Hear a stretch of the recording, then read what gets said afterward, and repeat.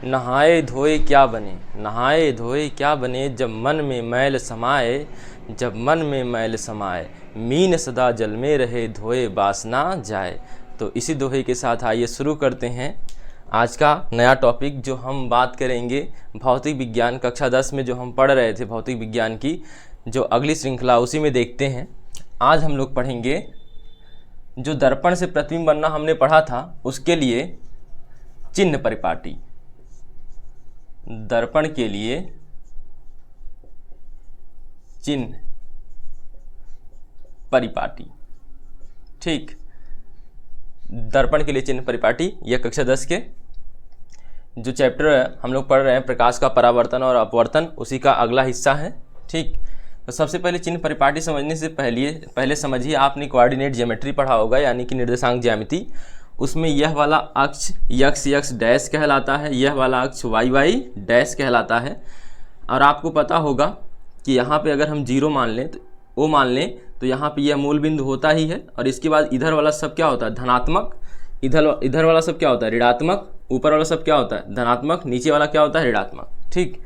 तो इसी चिन्ह परिपाटी के आधार पे हमको यहाँ पे समझना होगा, ठीक है। तो देखिए,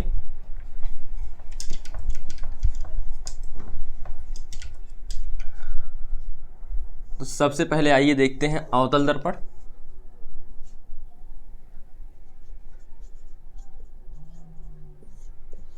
अवतल दर्पण, ठीक। तो अवतल दर्पण हमने बना दिया।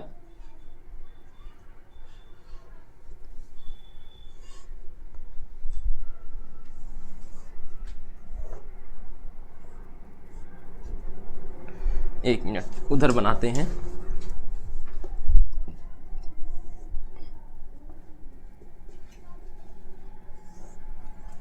यह क्या होता है P, यह क्या होता है F, यह क्या होता है C।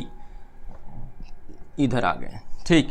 आपको पता होगा कि हमेशा वस्तु दर्पण के सामने रखी जाती है, यानी परावर्तक पृष्ठ के सामने, ठीक है।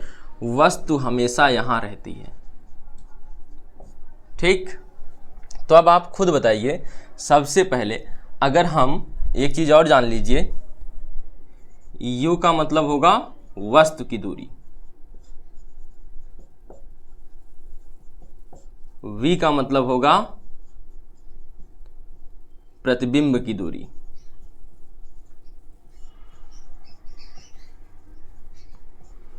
और F का मतलब होगा फोकस दूरी, और I का मतलब होगा इमेज की लंबाई, यानी प्रतिबिंब की लंबाई, प्रतिबिंब की लंबाई। और O का मतलब होगा वस्तु की लंबाई, वस्तु की लंबाई, ठीक। इतनी चीज़ों के लिए चिन्ह परिपाटी हम लोग देखेंगे, ठीक है। तो आइए इसको समझें। पहले यहाँ पे आप बताइए, परावर्तक पृष्ठ, यानी अगर हम यह हिस्सा आपको दिखाएं, यह याद करिए चिन्ह परिपाटी, यक्स यक्स अक्ष, वाई वाई अक्ष, यानी वाई वाई डैश या यक्स यक्स डैश। इधर प्लस होता है, इधर माइनस, इधर प्लस होता है, इधर माइनस। अब बात करते हैं हम लोग सबसे पहले यू की। सबसे पहले किसकी बात करते हैं, यू की। तो अब बताइए, यू जो होगा दर्पण के हमेशा सामने होगा, तो यू का मान हमेशा क्या आएगा, धनात्मक। कैसा आएगा यू का मान, हमेशा धनात्मक, नहीं सॉरी ऋणात्मक। यू का मान हमेशा, देखिए इधर है तो क्या है, ऋण है। अब इसके बाद आ जाइए वी की बात करें। वी में हो जाता है दो चीजें, प्रतिबिंब की जो दूरी होती है, प्रतिबिंब दो प्रकार के बन सकते हैं, वास्तविक और काल्पनिक। वस्तु के बारे में यह हिस्सा नहीं है, तो यू का मान वास्तविक प्रतिबिंब के लिए अलग होता है और काल्पनिक के लिए अलग होता है। वास्तविक प्रतिबिंब और आभासी प्रतिबिंब के लिए। अब बताइए, यू का मान यानी प्रतिबिंब की दूरी के लिए, वास्तविक प्रतिबिंब है तो इसका प्रतिबिंब देखिए, जब उल्टा बनेगा तो वास्तविक। आपने देखा होगा जो भी वास्तविक प्रतिबिंब बनते थे इधर ऐसे बनते थे, यहाँ पे उल्टा बनते थे। तो अब बताइए प्रतिबिंब भी इधर बन गया, तो यानी इसके लिए वास्तविक के लिए क्या आएगा, यह ऋणात्मक आएगा। क्या आएगा, ऋणात्मक। ठीक।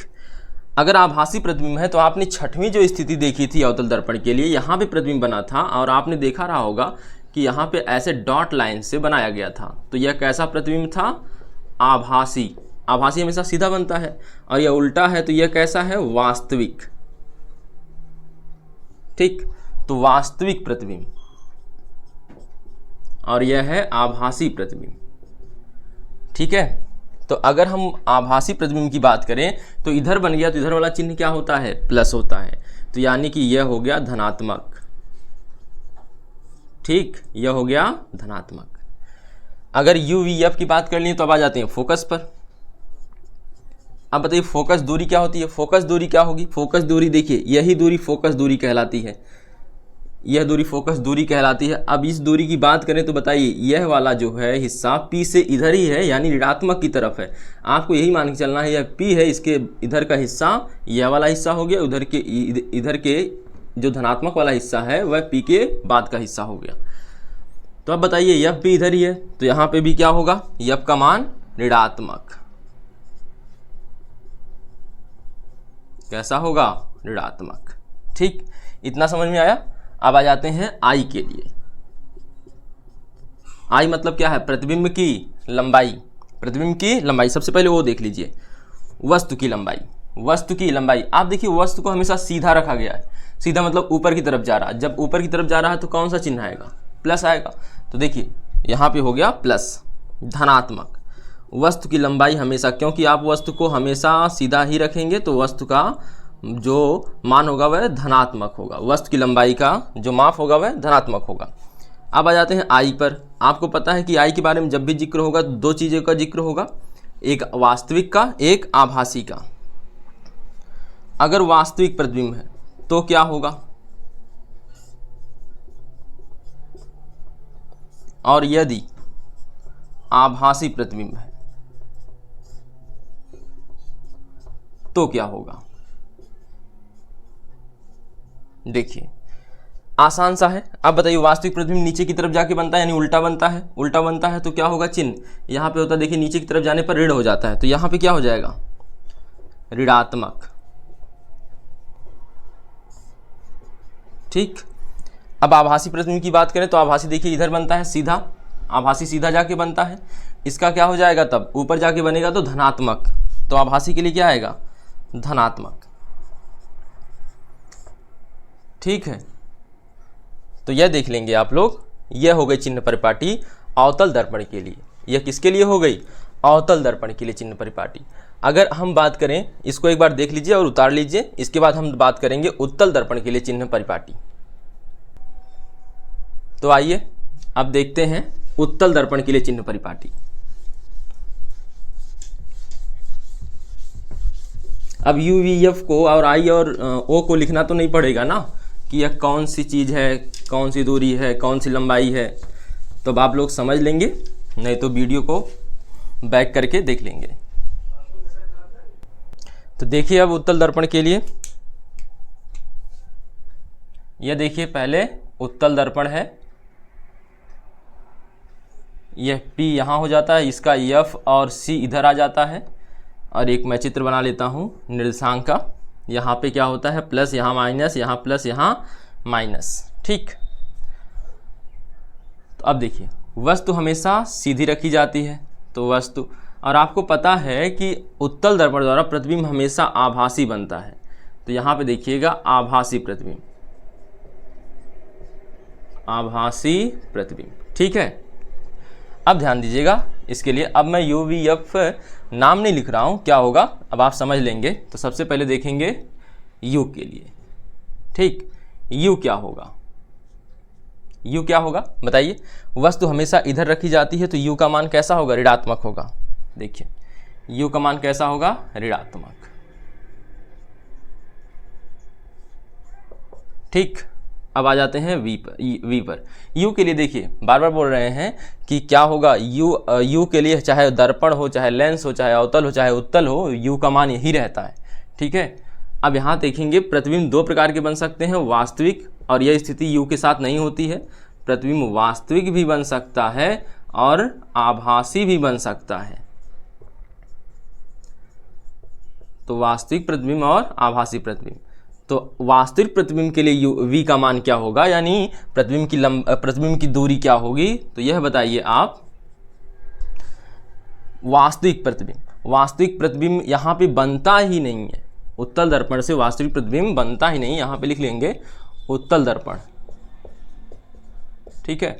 उत्तल दर्पण के लिए वास्तविक प्रतिबिंब बनता ही नहीं है, तो यहाँ पे चिन्ह परिपाटी यहाँ लागू ही नहीं होगी। आभासी प्रतिबिंब बनता है, और आभासी प्रतिबिंब देखिए किस साइड बन रहा है, तो दूरी नापना है। दूरी हमेशा कहाँ से नापी जाती है, इस P से, तो याद रखेंगे इस P से नापी जाती है। तो इधर की तरफ चलेंगे तो बताइए क्या होगा, यानी यहाँ से इधर की तरफ चलेंगे तो क्या होगा, धनात्मक आएगा।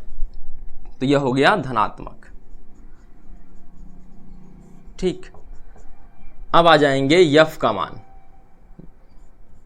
तो यफ का मान आप बताइए, यफ पहुंच गया उधर तो P से उधर चला गया, तो P से उधर जाएंगे तो क्या आएगा, धनात्मक।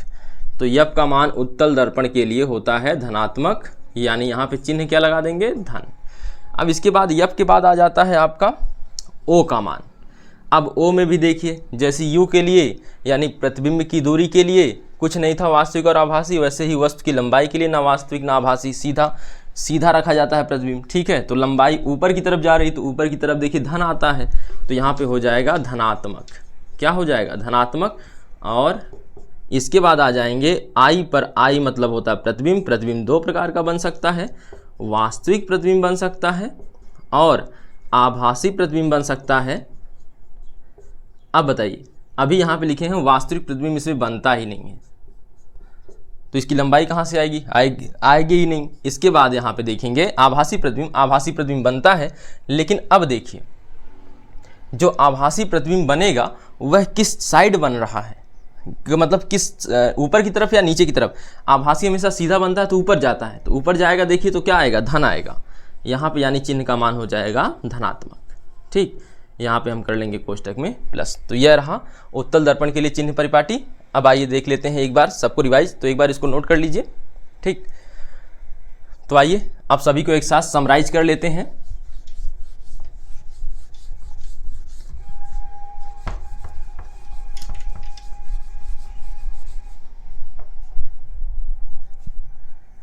तो यह कौन सा दर्पण है आपके सामने, अवतल। यहाँ P, यहाँ F, यहाँ C, ठीक। यहाँ पे वस्तु, यहाँ पे मान लेते हैं प्रतिबिंब, और यह वाला नीचे जो प्रतिबिंब बनता है उल्टा हुआ कैसा होगा, तो वास्तविक प्रतिबिंब। इधर भी एक स्थिति में बनता है, तो यह कैसा प्रतिबिंब होगा, आभासी प्रतिबिंब। सीधा प्रतिबिंब जो होता है वह आभासी होता है। इसी प्रकार अगर हम उत्तल दर्पण बनाएं, इसका यहाँ पे क्या होगा, P, इसका F इधर आ जाता है और इधर C आ जाता है। अब आपको एक बात याद रखनी है, हमेशा दूरियों को कहाँ से नापना होता है, P से। कहाँ से नापना होता है, P से। और अगर प्रतिबिंब की लंबाई और वस्तु की लंबाई की बात करेंगे तो मुख्य अक्ष से नापा जाता है, ठीक है, ध्यान दीजिए। अब यहाँ पे देखिए वस्तु रखी यहाँ पे। अब एक चीज़ बताइए, इससे कभी भी वास्तविक प्रतिबिंब बनता है, नहीं बनता है। यहाँ पे इससे बनता है केवल आभासी प्रतिबिंब। तो सीधा बनता है और कैसा बनता है, आभासी प्रतिबिंब बनता है, ठीक। एक आप अगर निर्देशांक देखें तो यहाँ पे ऊपर की तरफ प्लस, नीचे माइनस, यहाँ प्लस, यहाँ माइनस। इधर वाला सब चिन्ह माइनस होगा, उधर वाला, इसको यहाँ पे हम सामान्यतः देखिए यही P यहाँ पर मान लेंगे, तो P के आधार यहाँ पे हो जाएगा, बाकी सब इसी के आधार पे डिसाइड करेंगे। तो आइए U का मान, चाहे कोई भी लेंस दर्पण कुछ भी हो, हमेशा कैसा आता है, धनात्मक। अब बात करते हैं V की मान की, तो V का मान धनात्मक ऋणात्मक दोनों हो सकता है। क्यों, क्योंकि वास्तविक प्रतिबिंब भी बनता है और आभासी भी बनता है। तो वास्तविक प्रतिबिंब के लिए अलग होगा, आभासी के लिए अलग होगा। तो बताइए जो वास्तविक प्रतिबिंब बनता है वह किस तरफ बनता है, दर्पण की किस तरफ बनता है। तो वास्तविक देखिए P के इधर बना है, तो P के इधर आएंगे तो चिन्ह क्या होगा, माइनस। चिन्ह क्या होगा, माइनस, यानी कि यह हो जाएगा ऋणात्मक। अगर आभासी प्रतिबिंब की बात करें तो देखेंगे दर्पण के पीछे, तो यहाँ पे भी आभासी प्रतिबिंब, यहाँ पे भी आभासी प्रतिबिंब, तो P के उस तरफ बन रहा है, तो उस तरफ का चिन्ह क्या है, ऋणात्मक, धनात्मक है, सॉरी, धनात्मक के लिए केवल धन लिख देते हैं, ठीक। अब आ जाएंगे बात यफ की करेंगे। यफ के लिए आपको वास्तविक और आभासी से मतलब नहीं है। अवतल के लिए अलग मान, उत्तल के लिए अलग मान। अवतल और उत्तल, यहाँ पे दर्पण की बात कर रहे हैं, लेंस ना समझेंगे, दर्पण। तो अवतल दर्पण के लिए देखिए, अवतल दर्पण के लिए P के इधर आ रहा, तो P के इधर आएंगे तो क्या आएगा चिन्ह ऋण। उत्तल दर्पण के लिए P के उधर जा रहे हैं, देखिए F इधर है तो क्या आ जाएगा धन। ठीक, अब आ जाएंगे वस्तु की लंबाई की बात करेंगे।